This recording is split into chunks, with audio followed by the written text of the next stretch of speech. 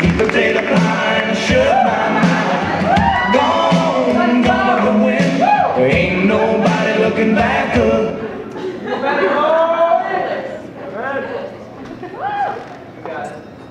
There's nothing to do in Orangeburg, South Carolina, besides stare at the trees.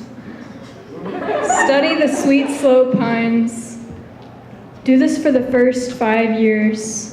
Do this till you start school, where you learn there's another side to your sole subjects of study. You learn how they drop tiny seeds, which grow to tender sprouts, rearing timidly through the soil, and then a lot of times they die because the long-standing ancients, Goliath trees, block out their sun, and the tiny sun-starved sprouts wither before their time and they die. This might be the only thing you learn in school for the next decade, but you learn things outside the classroom. If you're a girl, you learn how to cake your face and make up layers the color of someone else's flesh.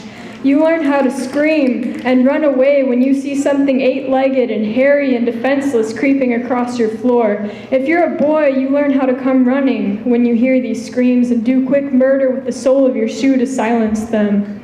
You learn how to peel a deer's skin from its carcass. Both genders memorize a list of times when it is permissible to cry. Both genders learn what God is. Both genders learn what gay is. Both genders learn what black is, and everyone learns that the last two things on that list are bad.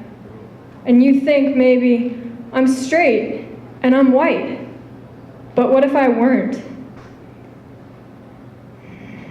You learn these things early, before you learn to read, for they are the crucial elements of your education.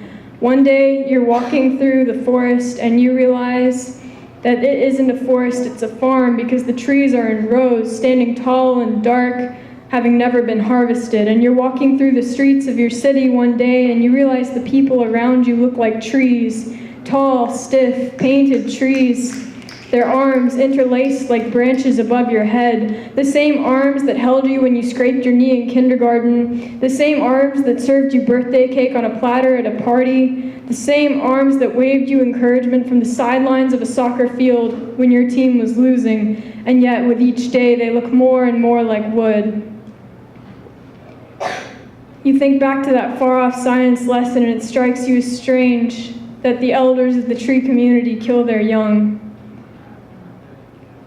You think about the elders of your community interlacing their arms above your head and you wonder what would happen if you snapped them.